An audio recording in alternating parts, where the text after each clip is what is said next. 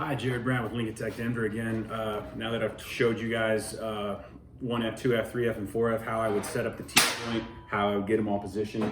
Now I want to run some beads and just show you how I position myself, kind of what I end up getting as a good first pass.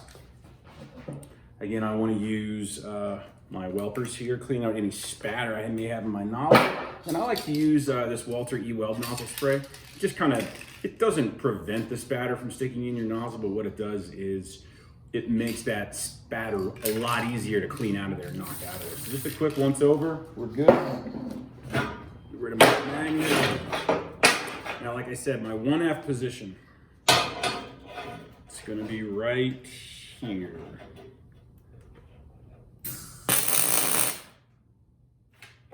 I get it in there, nice position. I've got it set up. I like the way it looks. I like to drag mine this way. So I just want to make sure that I'm getting straight up and down. I'm going straight into the root of this joint.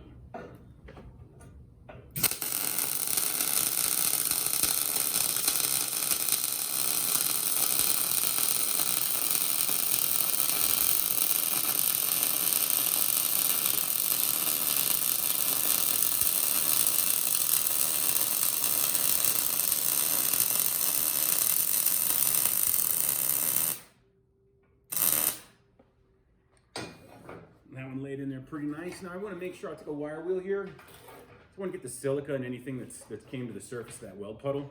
I want to get that out of there, clean it up before I put another weld in there.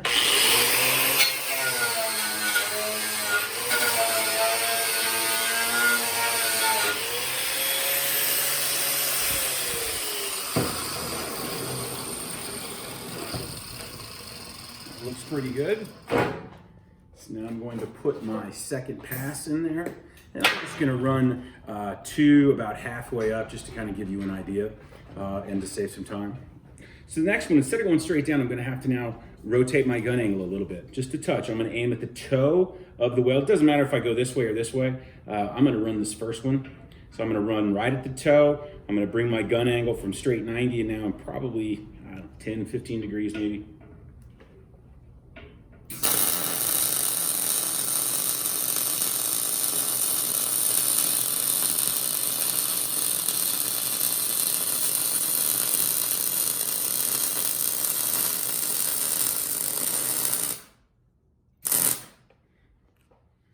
Got in there pretty good. One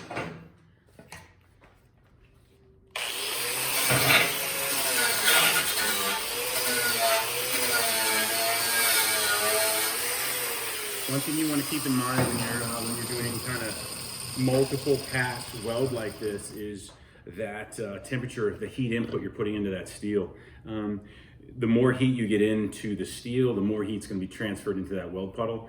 And then the settings you have in your machine are going to increase. Everything's going to get hotter. That puddle's going to become more liquefied, a lot harder to control. So just inner pass temperature control. I'm going to run these two. I'm going to wait on that third pass just because I don't want that third pass, that puddle to get super liquefied and out of control. That's why I like to set up multiple positions so I can continue to weld while I've got other welds cooling down. So now I would go into my horizontal position here, my 2F. I like to kind of just get a practice run, make sure I've got good travel, I feel good about it. Go time.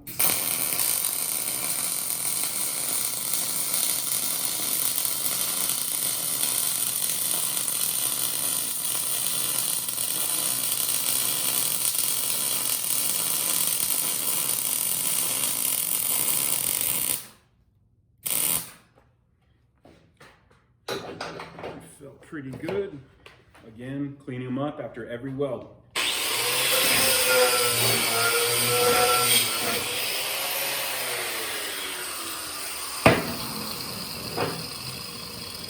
So now when we get into a 2F, I can't do the top one first. I need to do the first pass needs to be bottom because I need to build steps to stack welds on.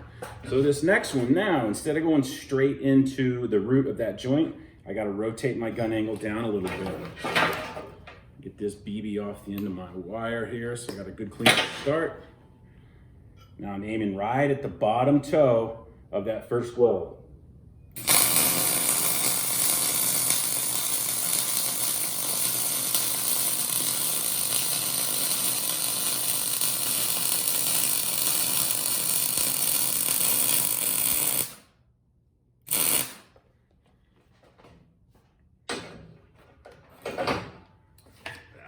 Good, but I can see the end of my steel. There's nowhere for that heat to go, so it's cherry red. So I know that I got to give this some time to cool down.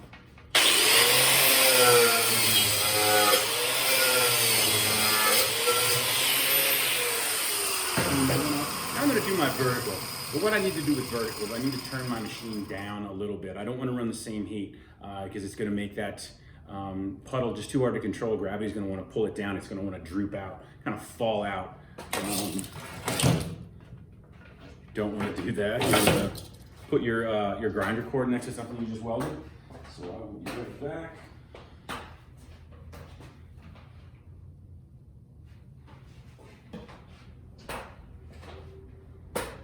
So I've got my settings down. Now I am ready to run a vertical pass. With the vertical pass, I like to do, I don't know if you can see this or not, but I like to do triangles. So I'll go over, up, down, over, up, down. It's a horrible triangle. It's kind of like this. That's how I like to do my overheads, or my vertical, sorry, my 3F.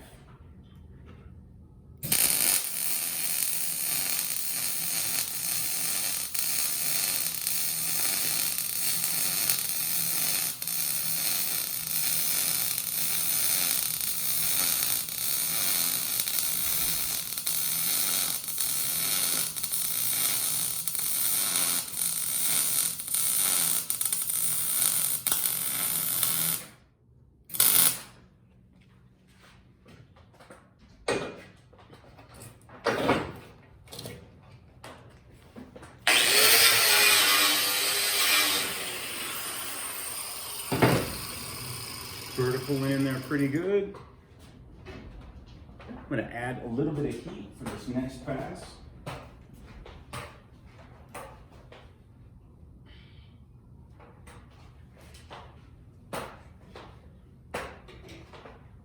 Put one more pass in here.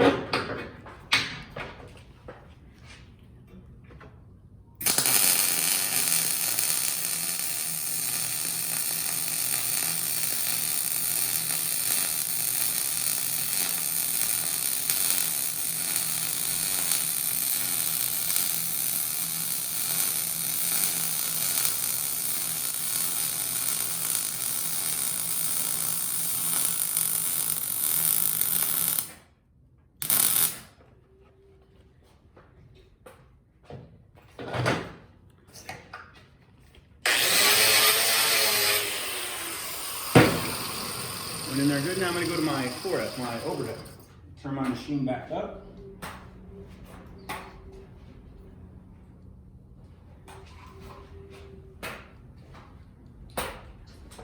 Got a little bit of a peg leg here from an ankle surgery, so a little slow getting around. Now, for the overhead, 4F.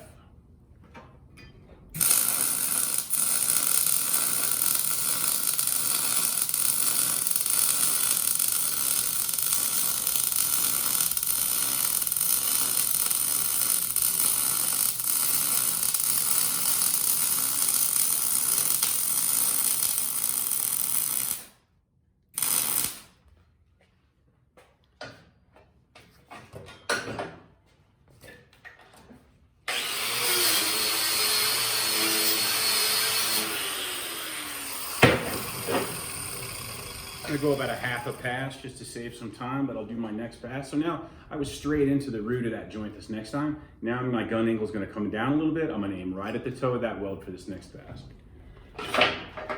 Some clean wire to start with.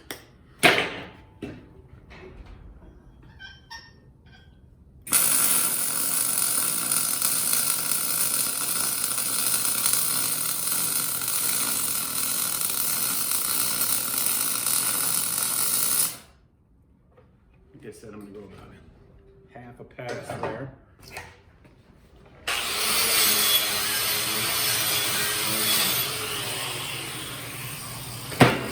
Now I'm going to come back to my 1F, put my second pass in there. Now I really got to kick it over to get everything to tie in.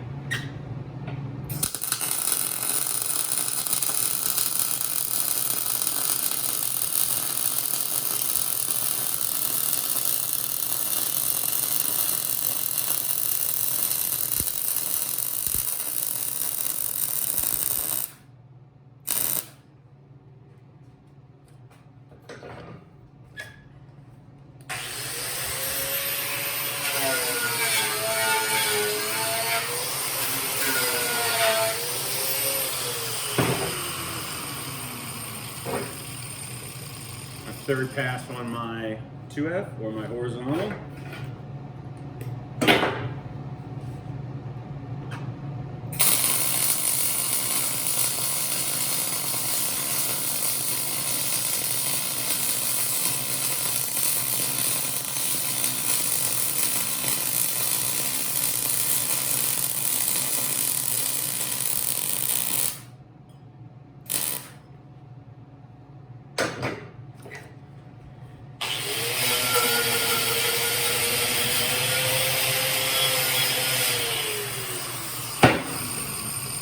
Two on that one, so now I'll do, just gonna throw one up in here.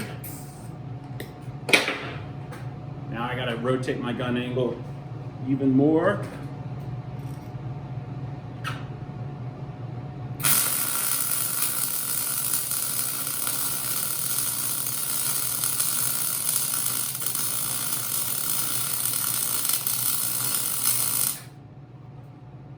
Again, I'm not gonna go the whole way just to save some time.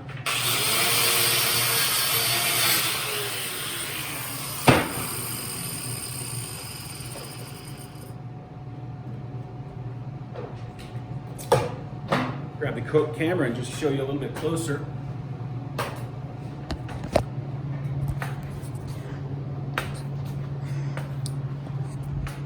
The overhead, flat, horizontal, and then the vertical. That's about it for our 1F, 2F, 3F, and 4F for T-joints. Thank you.